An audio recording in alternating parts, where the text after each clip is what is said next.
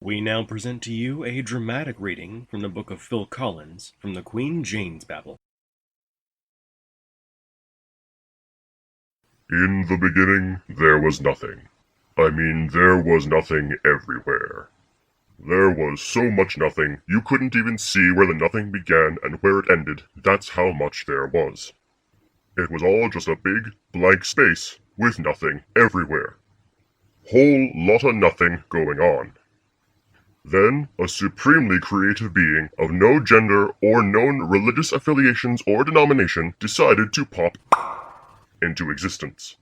The supremely creative being looked about and saw all of the nothing that was there to be seen just lounging about all over the place. The nothing took small notice of the supremely creative being, merely nodding and saying, "Hey," before going back to doing its extremely important nothing. The being was not excited by this response from the nothing, and decided to begin doing things, which made stuff happen, and the supreme creative saw that this was cool. The nothing, however, was a bit put out by this being deciding to do things when it should have been perfectly clear that nothing was all that was supposed to happen here, and responded with a slightly more aggressive, "Hey." The supreme creative felt the vibe of the nothing was harshing the buzz of doing things too much, and so swept it all away, discovering that the nothing was just covering up a whole bunch of something underneath. The nothing, as it was tossed aside, responded with an annoyed, "Hey," before moping and clomping off in search of another place in which to do its very important nothing. Meanwhile, in the midst of something, the supremely creative being continued to do things until it was time to make people.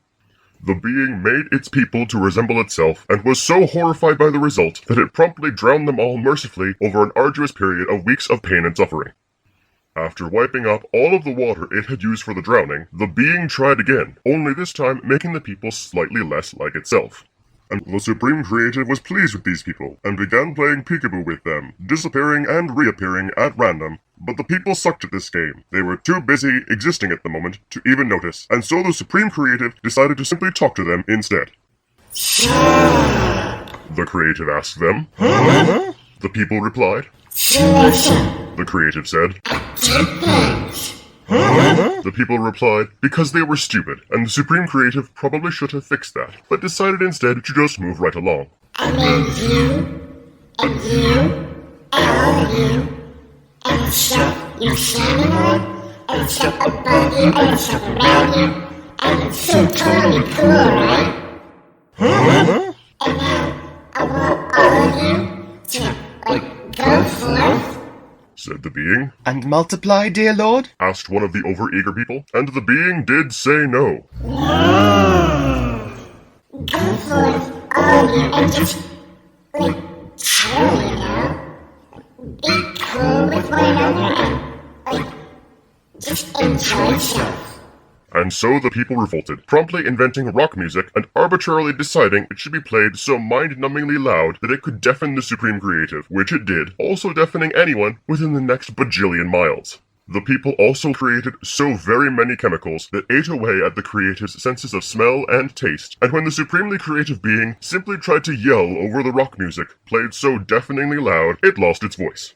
And so, the Supreme Creative decided to stop existing at this point, and the people rejoiced. Finally, multiplying as they were wont to do in war and loud. Of course, the nothing, watching on from where it had gone, simply shook its head, shrugged its shoulders, and said, "Hey," before realizing that by doing so, it was doing something, and violated its own existence, disappearing with an agonized cry of, "Hey," as it did so. The end.